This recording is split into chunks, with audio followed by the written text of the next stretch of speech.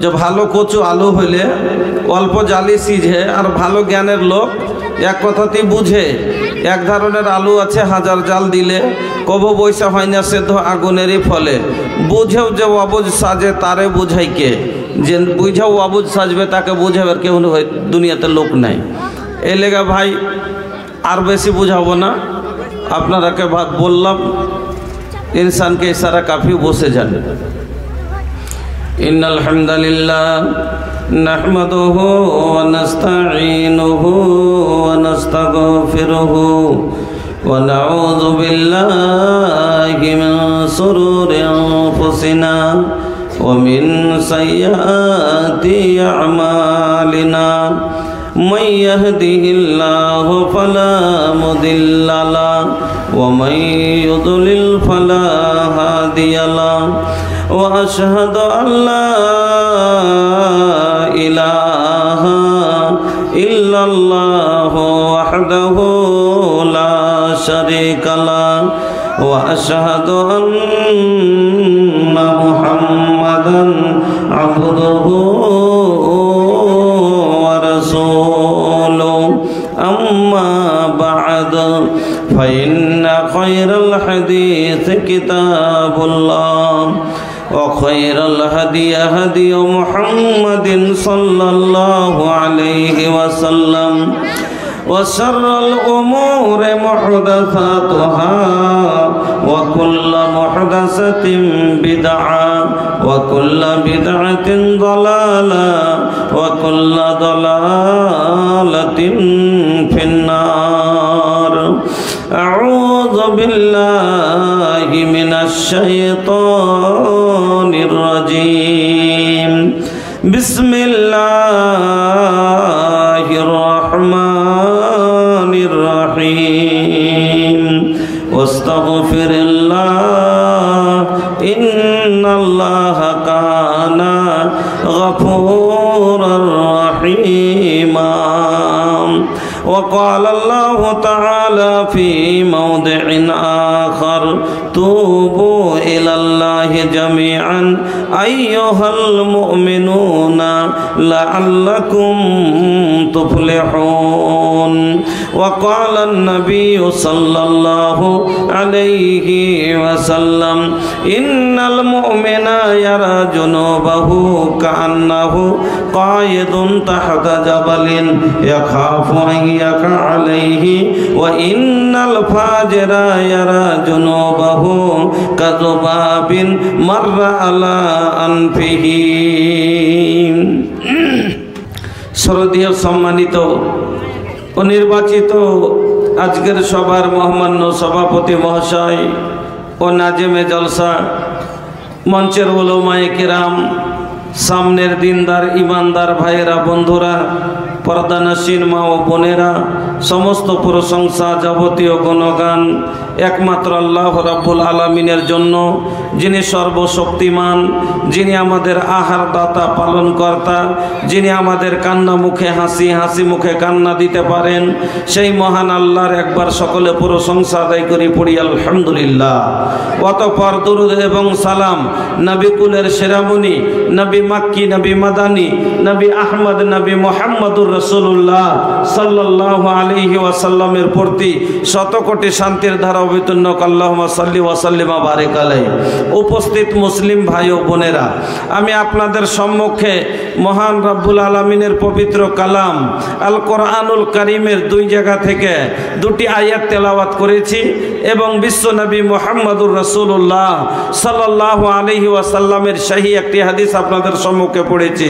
তাকে সামনে রেখে আজকে যে বিষয়টি নিয়ে আলোচনা করব সেটি হচ্ছে ইস্তেগফার আর উসকে ফাওয়ায়েদ, অর্থাৎ ক্ষমা এবং ক্ষমার উপকার।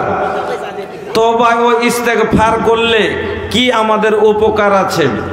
বন্ধুরা আমার, আমরা হলাম আদম সন্তান। যত আদম সন্তান পৃথিবীর জমিনে এসেছে সব আদম সন্তান ভুল থেকে জড়িত। এর দ্বারাতে ভুল হওয়াটা স্বাভাবিক। এই কথা নবীজি আজ থেকে 1450 বছর আগে বলে গেছেন, কুল্লু বানি আদম খাত্তাউন ওয়া খায়রুল খাতাইনা তাওয়াবুন। আদমের যত সন্তান সব হলো গুনাহগার, তার কাছে গুনাহ হওয়াটা এটা কোনো বড় কথা নয়। কিন্তু তার ভিতরে সব চাইতে অতি উত্তম ব্যক্তিকে যে গুনাহ করার পরে বসে থাকে না, চুপ করে থাকে না, ক্ষমা প্রার্থী হয়, তওবা করে নেয়। আমার বন্ধুরা, এই সভার মধ্যে এতগুলো লোক বসে আছেন, একটা লোক বুকে হাত মেরে এই কথা কি বলতে পারবেন যে আমি জীবনে কোনো পাপ করিনি, আমি জীবনে কোনো গুনাহ করিনি? এরকম কোনো মার লাল কি পাওয়া যাবে? পাওয়া যাবে? যাবে না। এই সভা দূরের কথা, পুরো কিশনগঞ্জ ডিস্ট্রিক্টে যদি এলান করা যায় যে একটা লোক এরকম কি পাওয়া যাবে যার জীবনে কোনো একদিন একটা গুনাহ হয়নি, এরকম লোক কি পাওয়া যাবে? যাবে না। প্রত্যেক মানুষ কিছু না কিছু গুনাহ জীবনে অবশ্যই করেছি। কেউ সাগিরা করেছি, তো কেউ কাবিরা করেছি, কেউ জেনে করেছি, কেউ অজানে করেছি, কেউ গোপনে করেছি, কেউ প্রকাশ্যে করেছি, কিন্তু গুনাহ জীবনে কিছু না কিছু অবশ্যই আমরা করেছি। এবার গুনাহ হয়ে গেছে, এমনও লোক আছে কাবিরা গুনাহ করে বসে আছে, কিন্তু কেউ জানে না। আল্লাহ তো জানেন, কেউ জানে না, কিন্তু আল্লাহ জানে না? জানে না, আল্লাহ তো জানেন। মানুষ না জানতে পারে, কেউ দেখেনি, আল্লাহ তো দেখেছেন। ওখানে কেউ যে জায়গাতে গুনাহ করেছে ওখানে কেউ ছিল না, কিন্তু আল্লাহ তো ছিলেন। কেউ না থাকলো আল্লাহ তো ছিলেন। তাহলে আল্লাহর কাছ থেকে ছুপা নাই। কে কি জীবনে পাপ করেছেন নিজে নিজে একবার অন্তরে হাত রেখে চিন্তা করে দেখেন যে আপনি কি কি করেছেন। অবশ্যই একটা লোক পাওয়া যাবে না এরকম যে জীবনে গুনাহ করেনি।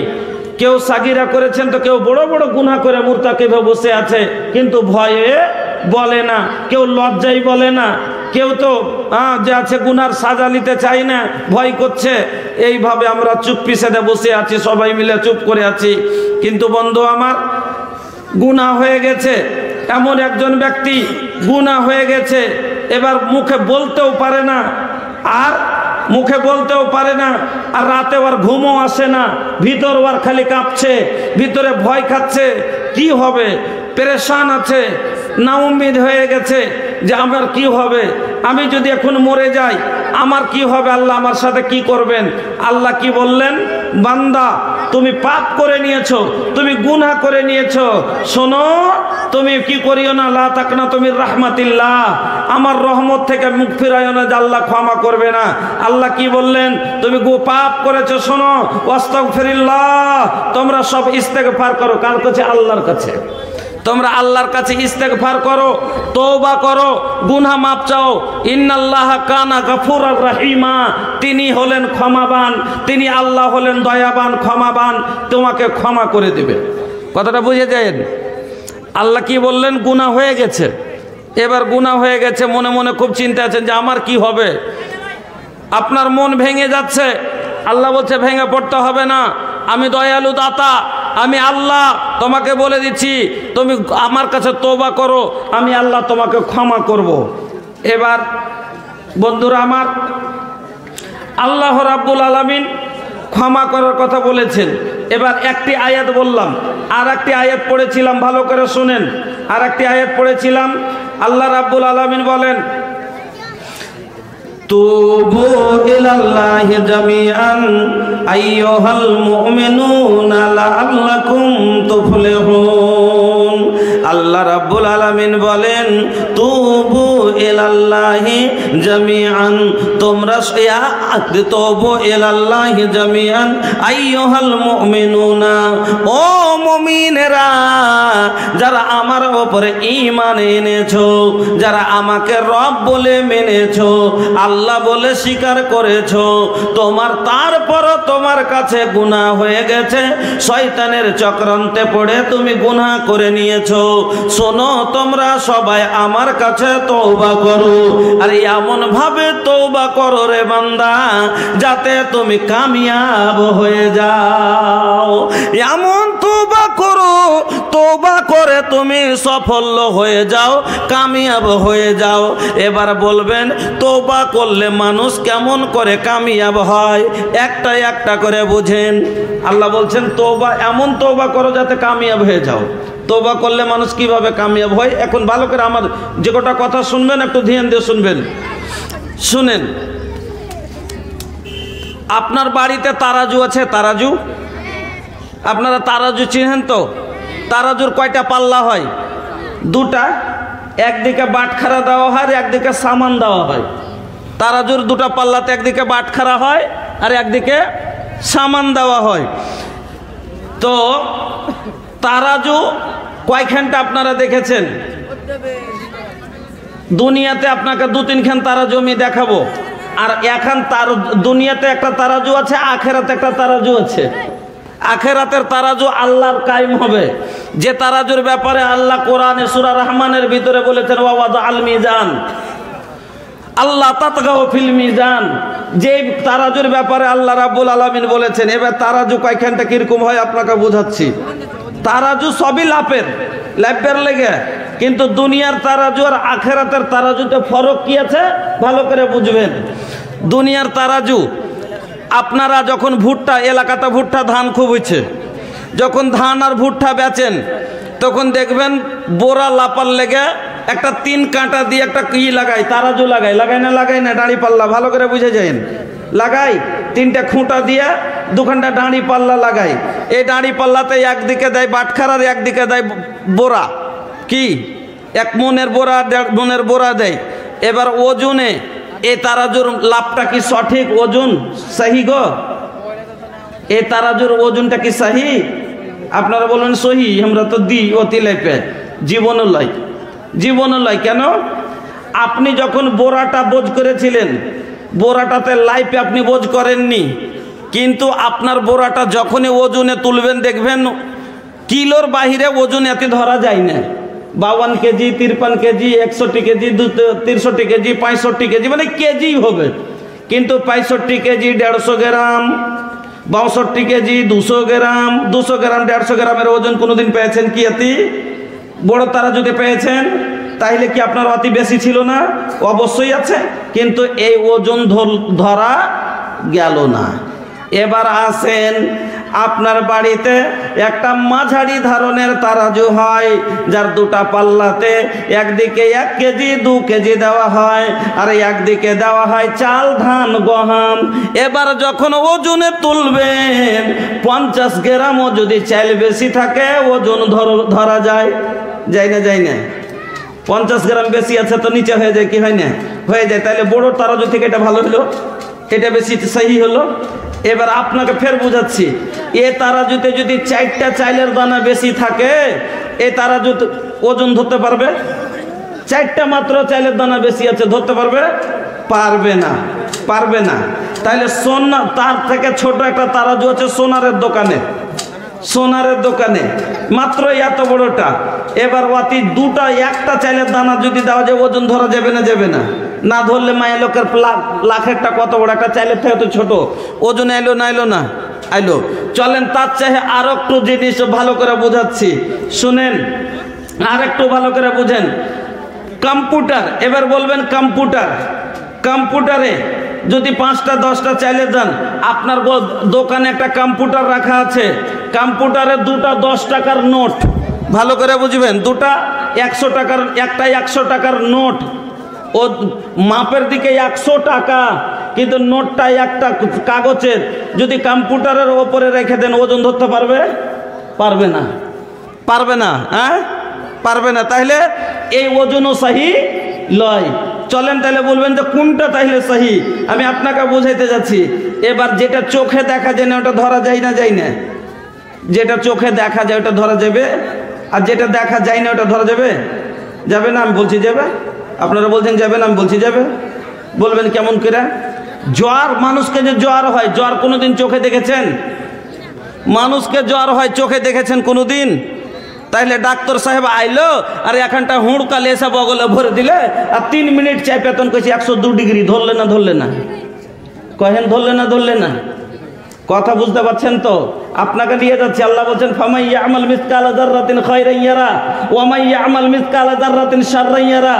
আমার একটা জাররা পরিমাণ বান্দা তুমি নেকি করেছো বা একটা জাররা পরিমাণ গুনাহ করেছো, সেটাও তোমার চোখে দেখবে আর আমার মিজানে ওজন দিবে। তাহলে আল্লাহর তারাজু, এবার আমি আপনাকে বোঝাচ্ছি, একটা কম্পিউটারে 100 টাকার এত বড় নোট দিলেন, ওজন ধরতে পারলো না। আর আমার আল্লাহর তারাজু তাইলে কত খাঁটি হবে যে আমার আল্লাহ জাররা ধরবে। জাররা কাকে বলে জানেন তো? চিনেন জাররা কাকে বলে? অনুপরিমাণ বাংলাতে বলে কি ওটা?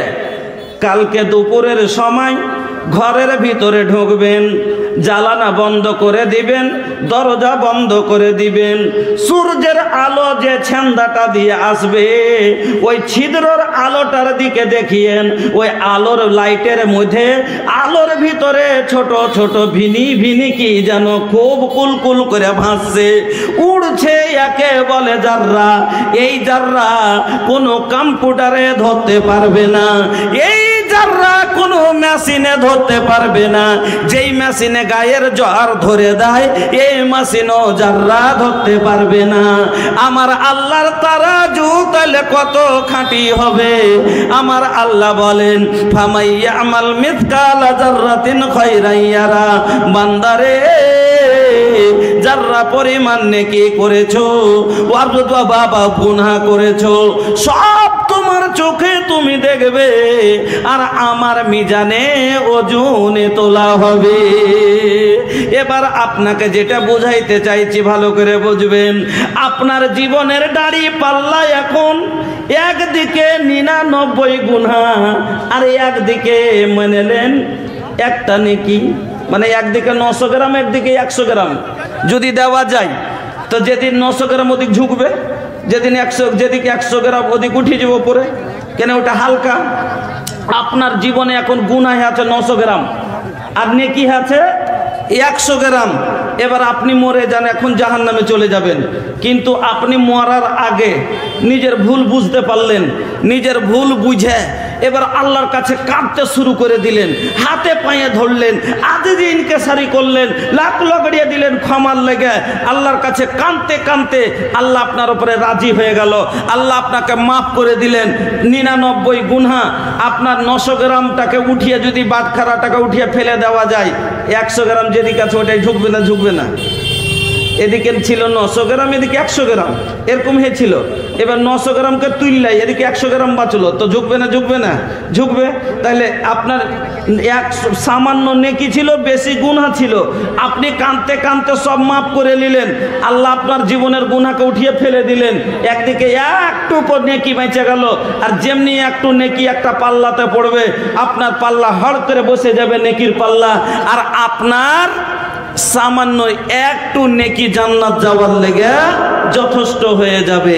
এই জন্য আল্লাহ বললেন এমন তওবা কর যাতে কামিয়াব হয়ে যা। কেন? তওবা করলে আল্লাহকে মানিয়ে নিতে পারলেই আপনি মাফ করে দিলেই জান্নাতি। আর জান্নাতে যাওয়া মানে কত বড় সম্পত্তির মালিক আপনি জানেন? মুসলিম শরীফের হাদিসে এসেছে যে জান্নাতের ভিতরে যেটা সবচাইতে শেষে লোক জান্নাতে যাবে তার জায়গা হলো দুনিয়ার 10টা বাদশার বাদশাহী যত বড়। এত বড় সম্পত্তির আপনি মালিক হলেন, তাইলে পরে চিন্তা করেন তো জান্নাতে আপনি কামিয়াব হলেন কিনা। এই জন্য আল্লাহ বললেন এমন